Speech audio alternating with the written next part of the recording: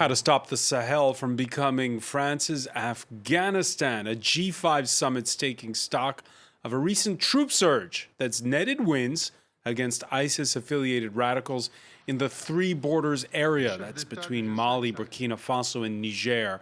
Once again, though, it's the former colonial power that's led operations. 8 years after that, the French first stepped in to prevent jihadists from marching on Bamako. What's happened to all of those plans to train national armies to fight for themselves? Public opinion, weary of attacks, abuses by local soldiers, mismanagement, and weary of the French presence too at times. On the quiet, contacts have been made with some groups, while overlapping rivalries between farmers and herders are also the subject of negotiations.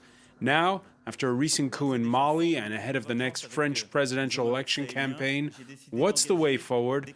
Who do you talk to and who do you fight? Today in the France 24 debate, we're looking at the exit strategy when it comes to fighting insurgents in the Sahel region. With us, he sits on the French Senate's Foreign Affairs and Defense Committee, Richard Yung of Emmanuel Macron's La République En Marche party. Thank you for joining us, Senator. Good evening. With us as well from Nancroix in the French Alps, Niagare Bakayoko, chair of the African Security Sector Network think tank. Welcome back to the show. Good evening. From Bamako, we welcome back as well Dugukolo Bakonare, chair of Kizal, the Human Rights Association. How are you? Good evening. Thanks for having me. And with us as well, France 24 politics editor Mark Perlman. How are you, sir? Good, thanks. All right, the France 24 debate on Facebook and Twitter, hashtag F24debate. 5 African leaders in Chad's capital, N'Djamena, and an Emmanuel Macron by video link from Paris. The stakes are high for this G5 Sahel meeting. Shirley Sitbon has more. From last year's G5 Sahel summit to this year's meeting, there has been a major shift. And not just because COVID-19 has forced European and U.S. officials to intervene by video from their home countries. Exactly 1 year ago, France bolstered its troops on the ground. Now, the French president is eyeing a cutback. Les résultats obtenus par nos forces au Sahel, conjugués à l'intervention plus importante de nos partenaires européens, vont nous permettre d'ajuster notre effort. The additional troops helped secure several military achievements against jihadists, as shown in this video released by French authorities. But this did not stop jihadists from controlling large territories across Niger, Mali, and Burkina Faso, multiplying deadly attacks, including on French troops. France's goal now is to see Sahel region national armies take on a bigger role. The summit's attendees were particularly eager to hear the U.S. position. After months of weighing a withdrawal under Donald Trump, Washington seems to now be planning to keep its crucial forces on the ground. This map shows U.S. bases across Africa, including the Sahel region. Fixed bases which are really present in the Sahel region in order to help Barkhane in terms of intelligence, in terms of drone activity, because France doesn't have much drones operating in the Sahel region, but also something that's very important, the logistics. After years of fighting, there is a consensus that military interventions will not solve the crisis. Some leaders are eyeing deals with local militants in an attempt to de-escalate attacks. All right, so let's begin, Mark Perlman, by having a look there. We saw, again, the two major differences between last year in the southwestern city of Pau in France, where we heard Emmanuel Macron at times almost chastise his counterparts from those G5 Sahel countries, to now is you've had military gains, a new U.S. administration, and this perhaps looking for political solutions this time. Yes, obviously, this was supposed to be a summit where Emmanuel Macron would go and officially announce a partial withdrawal of French troops. He added 600 troops last year. The assumption was that he would announce that those 600 would go back to France. It's not totally certain that this announcement will take place, and this might be one of the reasons, the real reasons, why he's not going to N'Djamena, but doing this via video link. Obviously, we were told that it's because of the sanitary situation. There might be other possibilities. Maybe the heads of state of the region are telling Emmanuel Macron not to announce a withdrawal because the situation on the ground, despite some tactical gains, remains a very, very volatile situation, and the efforts to reach a political solutions are not there. It's not happening, at least we don't see this happening in Mali, and because the situation there is very unstable. Yes, we're told we turned a corner, but actually it might be more of the same in months to come. Richard Jung, why is Emmanuel Macron not in Chad's capital? Well, I'm not in the secrets of Macron's traveling, but it might be what you have said. France has paid quite a lot. We've had 55 soldiers killed over the last 8 years, and there is a feeling that although the situation, let's say, is stabilized, there are no more moves of the ISIS or the Daesh people. Nevertheless, it's not no progress. They're not really progressing. So that's what I'm told. But of course, the real problem is what do we do next? Obviously, to withdraw the soldiers today would not be a very intelligent move. And how about a drawdown? No, I don't think there will be a withdrawal, at least. Or a partial drawdown? It might, but that's one possibility, a small withdrawal. 200, for instance, this year, 200 next year, something like that. But in toto, I don't think that's the right way to progress. We still have to do some work there. We have the support of European countries, a little more. The US, it has been told, are staying, and the US are important for intelligence because a lot of what we know through the US eyes, if I may use that word. So I think at this time, I don't believe much in a withdrawal. But as you have said, the real problem is to put pressure for negotiations to start, because over the last 8 years, we've had the Accord d'Alger, Algeria. Yeah, there was an agreement in 2015. Yes, 2015, very and it's complete. been very slow to be rolled out. It's not been rolled out, and that is really one of the main problems. Niagare Bagayoko, first off, what are you expecting from this summit in N'Djamena?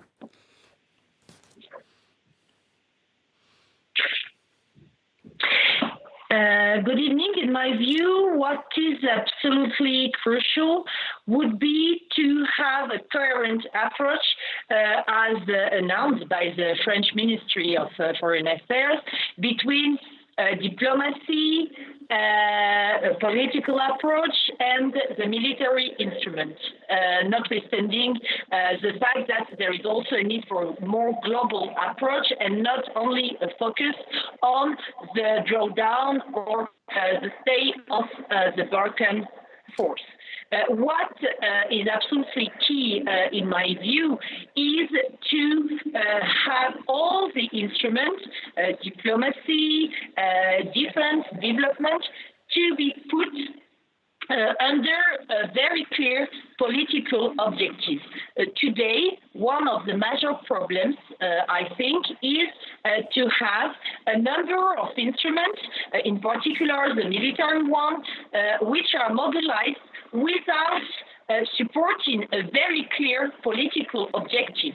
And I think that in the last few weeks, we have seen different approaches I agree that some member states of the G5 Sahel are willing to still have a strong military support, but others have expressed their will to also have a more political approach based on negotiation with different jihadi groups. And I think it is also a key challenge for these summits to overcome those different perspectives between all the members of the International Coalition for the Sahel. Right. You know, Niagale, we're going to try to call you back because we are, the line's a little bit choppy, so we're going to try to get a better connection with you. Apologies for that. I want to turn to you, Dugukolo Bakonare. You just heard Niagale mention how there has to be a political solution, and a political solution means you have to talk to some of the radical groups. You agree? I absolutely agree. This is a question that's been on the table for the past couple of years, and it's something that's been raised by the civil societies of all of the countries of the Sahel. So it's not something that's negligible in the big picture. And you also now have strategies from jihadists trying to target civilians. I mean, not in terms of fighting or killing, really in terms of communication. Whenever there's an attack by the French or an attack by the armies of the Sahel, they have statements afterward, or even when they themselves are in action, they issue statements talking to the public in the Sahelan countries and in France as well, explaining this is what we're doing, we're not the bad guys, this is our agenda. So there's a momentum to seize, and there are opportunities to sort of cut the grass under the feet by engaging into discussions, first of all, about what it means to be countries with majority Muslim populations and how we can disengage religiousness from extremism, from violent extremism.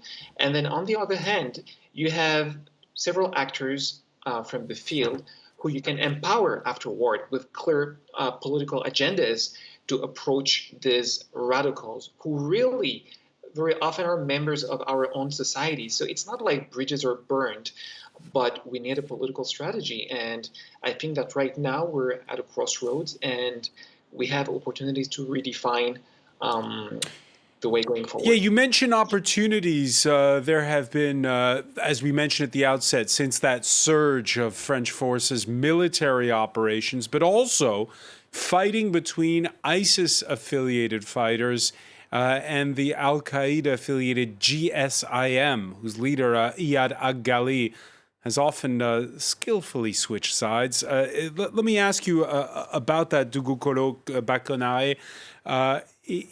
When you say there's an opportunity, is that what you're referring to, the fact that there is this infighting between various stripes of radicals? At the end of the day, I'd like to look at the population and the fact that they're cut in between different fighters, different groups of jihadists and the army, etc., and militias, like I said before. So at the end of the day, they're the ones who will be choosing who they will be aligning with, although they don't really have the choice since they will be working under pressure. But if they feel that one of these groups is not espousing their livelihood and their everyday life, and they feel some sort of kinship with other groups, there you have opportunities to go to the people, to the population, the civilians, and tell them, okay, we get it. These are the people who you feel, may bring you help, and these other ones, it's more difficult. So let's try to sit down and see how, you can help us reach out to them. And then I believe that the differences in strategies between these two groups is how they prop themselves up on the civilians, and oftentimes it's community-based as well. Some of them are more active in Fulani communities, for instance. Yeah, we're going to talk about the Fulani communities versus, for instance, the Dogons a little bit later. But yeah, that's part of the reason why we had this coup recently in Mali, isn't it, Mark Perlman? There was this idea that the civilian leadership wasn't working when it came to bringing everyone together. Yes, I mean, since the summit in Po last year, and I've talked to several of the participants in that summit, behind closed doors, there were talks about going after the ISIS-affiliated groups militarily first, and in a way, implicitly, talk to the other guys, the Al-Qaeda-affiliated groups. It's not the official line of Paris. It's not the official line, but many of the leaders from the region got the impression that there was a way of talking without acknowledging it publicly. And this is why exactly a year ago I interviewed the then president of Mali, Ibrahim Boubacar Keïta, who for the first time in public said, yes, we're talking to Iyad Aghali, we're talking to Amadou Koufa. Those are the two main jihadist leaders in Mali. And the impression was that the French had allowed this to go public. And this has been repeated by other leaders in Mali. Before the coup, after the coup, since the coup, and as we speak. So this is the official line of the leadership in Mali. And they say, okay, Paris might not agree officially, but we think dialogue is the only way out, because this is also a way of acknowledging that their military is not up to the task and that the French won't stay forever. Is that the right strategy, Niagare Bagayoko?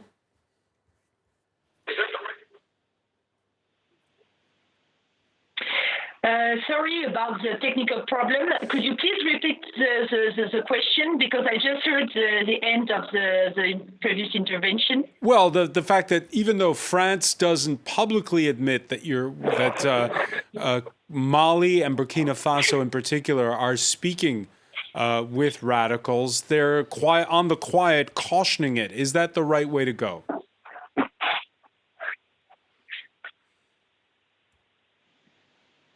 Absolutely. I think that what is very important to say, as I just heard, is that it's not only a will from the executive authorities, it is also a will which has been expressed by very collegial meetings in 2017, in 2019, and it has been decided that in the recommendation of those national conferences, dialogue with namely Amadou Koufa and Iyad Aghali have been approved by a very large part of the participants.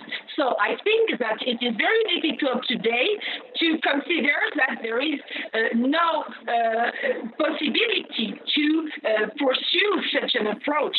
And also I would add that we've seen that very recently, whilst President Kabore seemed to be completely opposed to any dialogue or talks, the Prime Minister of Burkina Faso appeared to be much more open to this option very recently. All right, we're going to pick up on those points when we come back. Stay with us. You're watching the France 24 debate.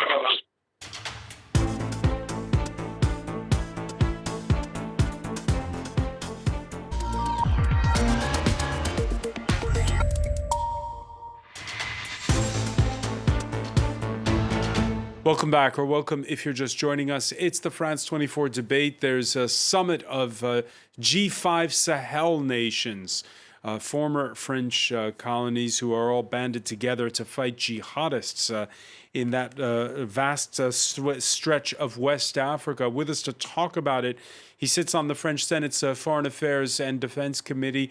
Richard Yung of Emmanuel Macron's La République En Marche party. From Nancroix in the French Alps, Niagare Bagayoko, chair of the African Security Sector Network think tank.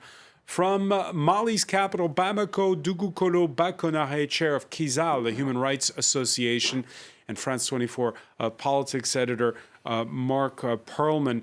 It's interesting, Richard Yung, listening to the panel in part one of our discussion, because we make the comparison with Afghanistan, where the Americans went in 2 decades ago, still there, very hard to get out. In this case, though, the political dialogue is it being initiated. It's in the case of the U.S., it was the U.S. itself that initiated it and then told their allies. Here, you kind of get the sense that there's an effort that's happening more in tandem, and that's where perhaps the comparison stops. Well, if there is an effort in tandem, it's a good thing, because one of the things we can reproach to Boubacar Keïta, who was head of Mali for Who was overthrown in a coup. who was overthrown in September last year, is that he didn't make any move whatsoever vis-à-vis the north of the country, and that is the first step. The people in the north, it's their country, whatever, want to have more autonomy, to have a right of saying on the way they are governed, and so on and so on. Therefore comes these agreement of Algiers, and then nothing happens. So we have the solution is there in these agreements of Algeria. Some people say they must be redrafted, but I don't think so. They're very complete, and of course it's a little difficult now that we've been fighting. People mentioned Ayad Ghali. We've had quite a few problems with him. And as you know, he always takes refuge in Algeria on the border, just across the border. So Algeria doesn't admit it. yes, but we know. So I don't think we are ready to discuss with him, but there are others, because there was these discussions in Algeria with people of the Tuareg movement. These people, we can discuss with them. So I think there is a possibility of doing it. Of course, it's always difficult. All examples of history show that when you've been fighting, then to say, now let's start talking is always a difficult time. Huh? The military, of course, don't like it too much, and other people don't like it. But I think we must do Is the biggest problem the fact that you've had all these years of military training, and yet we don't see the results of it? The military, in fact, accused of human rights abuses. It's partly true, but from what I hear, there are some progress, especially in the Mali army, which becomes more capable of tackling the jihadists. But it's taken a very long time, and it will continue to take time. We must continue to do it. And there is another aspect of the summit, and it was also true in Po, that there must be a strong help, economic, social, educational help to these countries. And a lot of money has been put on the table. So one of the purpose of the N'Djamena meeting is to have an evaluation of this. What has been done? Is it working? Are we making progress? All right. Mark Perlman, you spoke to the Malian junta's prime minister, who says there's no contradiction between France carrying out military operations and his government engaging in political dialogue. Le dialogue que nous voulons doit être appréhendé comme une opportunité d'engager des discussions vastes avec les communautés de manière à redéfinir les contours de la gouvernance dans les localités où ces groupes ont pu s'implanter. All right, those groups, what does he mean? He means everyone, because I asked him specifically, this was 2 months ago, and I asked him, will you talk to Iyad Aghali or Amadou Koufa? And he didn't say, yes, I will talk to them. He said, we need to talk to all the sons of Mali without excluding anyone. So this clearly means that the objective, and as was said earlier, this has been something that was agreed upon in a national dialogue. There have been several national dialogues in Mali, and one of the proposals was, okay, we can't just slaughter each other until the bitter end, because those are Malians. Those are not foreigners. This is not about Afghanistan or Syria, where you had lots of foreign fighters coming in. Those are people that we know, villagers, sometimes angered by the lack of governance, by French military action, and so on. So they're saying we need to talk. But obviously, the official line of the French government is that those two leaders are out of bounds. We don't talk to them.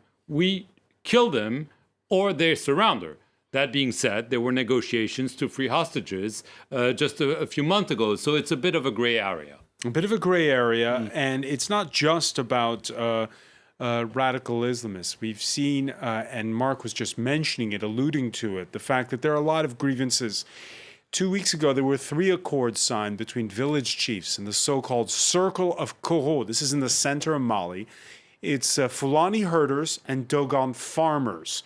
Since 2017, there have been more than 700 killed in clashes between the two groups, often involving these Dogon self-defense militias and armed Fulanis loosely aligned with radicals in many instances.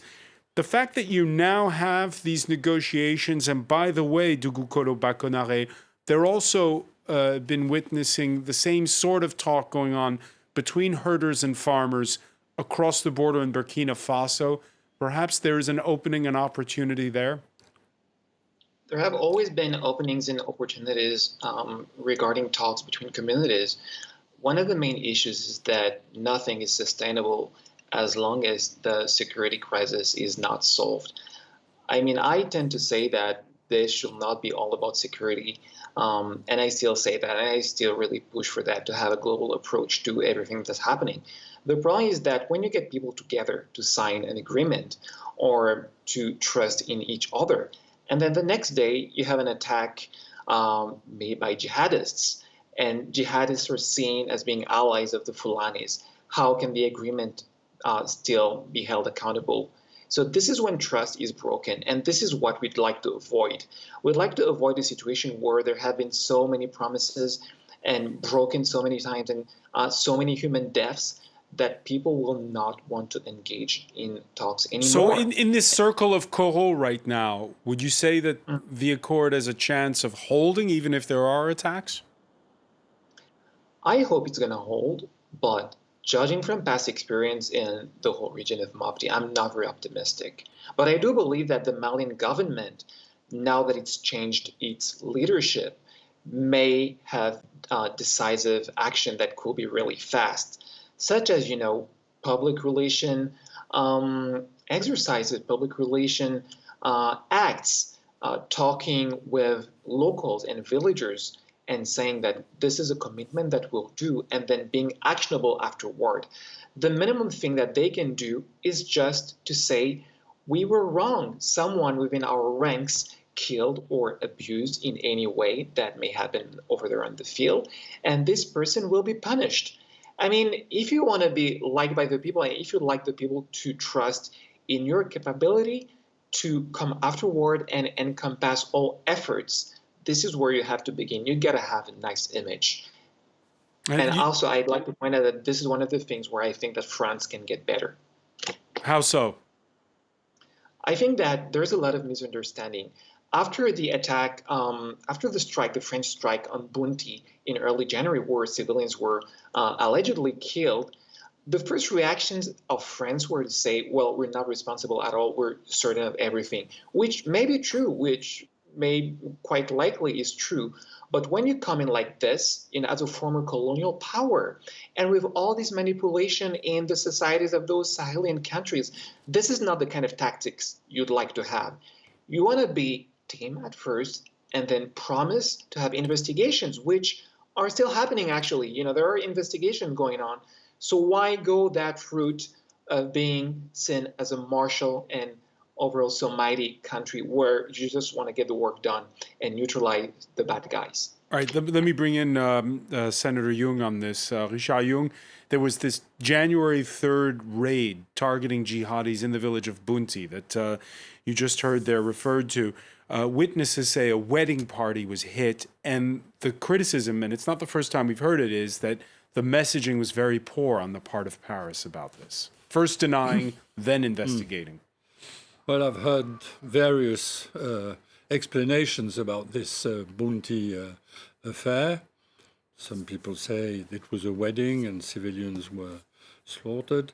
Others, I have heard, say that this was used by the jihadists to pretend it was a wedding, but it was not a wedding. It was a meeting of jihadists. How do we know? I don't know. And it's true that communication was not by France, by the French army, was not up to it. They should explain, if this is true, they should explain in a better way. But there has always been, you were referring to coho. There has always been these fightings. These come from ages, because one of the things is that the Pearl people come from the north. The Pearl in French is Pearl. Fulani Fulani in English. Yeah. Oh, okay, I didn't know the English word. Fulani come down with their breed, with their sheep and goats. And of course, the Dogon, who are agricultural people, don't like this because they eat their production. And it has been for 100 years like this. So But when I was a West Africa correspondent more than 2 decades ago, it was already an issue throughout West Africa. I know our viewers who are watching us now in Nigeria, they know about this full well. Why can't land reform work? Why can't this problem be solved? I'm not in charge of managing the Mali or the Burkina Faso state. Of course, you are right. This should be, but it doesn't happen, and it's a permanent source. It's nothing to do with jihadism. It's nothing to do with religion or whatever. It's because it's become in a way because those groups have used those old grievances, and clearly they've used this, and we're seeing, and this is probably, I mean, some of the rulers there are very worried about those rising tensions because they see Fulanis being essentially equated to terrorist groups or to jihadists, and you have some revenge actions, and this is a kind of a fog of war, and that they are being used by the jihadists. The local governments are not responding fast enough. The French are not responding fast enough, and so this has become a problem, a really growing problem within this fight against terrorism. You have those intercommunal fights in Mali, in Niger, in Burkina Faso, and this is becoming a major issue. Is there a simple step to Gukolo Bakonare to lower the tension between farmers and herders? There's a question of narrative, and as the senator was saying, he gave his point of view, which I really would like to comment on. The Fulani are not actually from the north of Mali. They're indigenous to some 20 African countries. And one thing that really should be kept in mind is that Fulani coming from the west part of the country, they're also enmeshed in conflicts locally, but they're always very low density conflicts. And anytime that happens, when you have agents from the state over there in the spot, it's really solved really fast. The problem in the center of Mali is that, for me, it's twofold. You have the presence of the jihadists and that whole security conundrum. And there's also the fact that the Algiers agreements encompass the whole of Mali. But the main stakeholders who were retained at first were the people from the north. So that gave the impression that the center of the country and the other parts of the country were not included in any effort made. And that got us lazy. And I think that now a major effort that could be done is go back to these agreements, not to change them, but to try to implement them in the center of the country with the help of the Malian government, of G5 Sahel, and the MINUSMA, which Mali is really lucky to have in a certain aspect. But for me, the intercommunal tensions, they're part of something wider. And if you want to go back to history and the clashes happening between Dogon and Fulani, it will take hours and hours. All right, it's a fascinating topic and one we can discuss. I just want to broach these issues of when you have a G5 Sahel summit like this one. Obviously, governance, we've been talking about it throughout the show, is a major issue. We see just by the faces there that it's a bit of a mixed bag. There's the recent coup in Mali we discussed. On the other hand, Niger, set to make history, was Sunday, the second round of a presidential election, where if the front runner, veteran politician Mohamed Bazoum, wins, it'll be that country's first ever peaceful transfer of power between two civilians without a coup in between since independence in 1960. Again, you wonder, is the glass half full or half empty when it comes to governance in the region? Well, you have both. Some countries have a democratic way of dealing with things. Senegal, for instance, you mentioned Niger.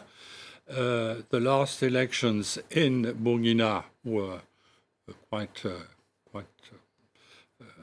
Well, 20% of the population couldn't vote because they were in areas where it was too dangerous. Yes, but nevertheless, it was a real election. And some others are not democratic, I must say. Give them time to move. We have made progress they have made progress over the past 10 years. Mark Parman? Yes, I mean, the Niger situation is clearly an improvement. The problem is that Niger has to spend 20% of its budget on military. And so when you spend 20% of your budget on the military, this means less schools, less roads, less health centers, and the people will be unhappy, and rightfully so. So obviously, yes, on the face of it, it's better. But the problem is if you don't deliver to the people, they will get angry, they will get attracted by some of those groups. Yes, I know Niger is saying those are only coming from abroad. That's not totally true. There are also jihadists coming from Niger. And so, yes, it becomes a problem because it has to be good on its face politically, but also in terms of real governance, bringing the basic goods to the people, or at least showing that you're trying your utmost rather than spending on tanks, missiles, or planes. Now, we've tried to see... But we've been pouring millions. Dozens of millions. Where did they go? And then there's the issue. Ask and you have. There's the issue of who to police the area. Now, if the national armies are poor, as Mark is saying, you've had the African forces, and you now have these European forces that the French have been touting so much. Yes. And we make a big deal when, no disrespect, Estonia or the Czech Republic or Sweden send some troops. But this isn't the kind of reinforcements France needs if it wants to draw down some of its 6,000 soldiers. Oh, clearly. I mean, there has been an improvement, but it's special forces, what they're hoping. And we can do the parallel with Afghanistan. How many billions, hundreds have been spent by the US? We've heard they're building a new Afghan army, special forces, this and that. Look today, nothing happened. So obviously there is this concern that pouring money into training those local armies will not bear fruit, but you have to do it. I mean, obviously, those armies have to improve in order to control their territories, because it's true that if the French were to go, Mali would probably fall apart. The French military top officials have been saying this, and most observers would agree. Dugukolo Bakonare, you agree with that? I believe that. Well, it's a pity that Nagali is not here, since she's a specialist of the security sector. What I will say, after having interviewed Malian military, Malian gendarme, etc., is that people are benefiting from the training. But we have, again, I mean, this is a word that's definitely trendy tonight. We have opportunities that are so massive, within G5 Sahel and even with Takuba. The reason why we want to work together as countries is so that we can put together our resources and not have to pay for the same things over and over again. And because of the very nature of the current dangers, the threat will always be transnational. And so we have to think of higher architectures where everyone can fit in, when we can go across borders with some limited responsibility, of course. But then when you have countries like Estonia, which are making a huge effort into this, and diplomatically speaking as well, I think that it was a great show of leadership both by Estonia and France and other countries like Belgium to get engaged into this. I think that Takuba can be a framework when put jointly with G5 Sahel to lower the expenditures. But one thing that I also like to point out is that you have this trend of governments wanting to show their civilians that they're being really firm. And so that goes with showing military might and power. And these are processes that can be done in a different way. Again, I'm going back to the question of public relations. And the situation in our countries is very different from that in Afghanistan, because one of the pitfalls was the difficult integration of a joint Pakistani, Iraqi, and Afghani strategy in that region. And that's why in the Sahel, we can do things differently. We can learn from their lessons. But we have to sit down and see how we can pull things together and not just be 5 countries that happen to be in the same zone. All right, don't make it all about the military. That'll be our final point. Dugukolo Bakonare, I want to thank you so much for joining us from Bamako. I want to thank Senator Richard Yung. Mark Perlman, I want to thank as well Nyagade Bagayoko, who was with us from the southeast of France. Thank you for joining us here in the France 24 debate.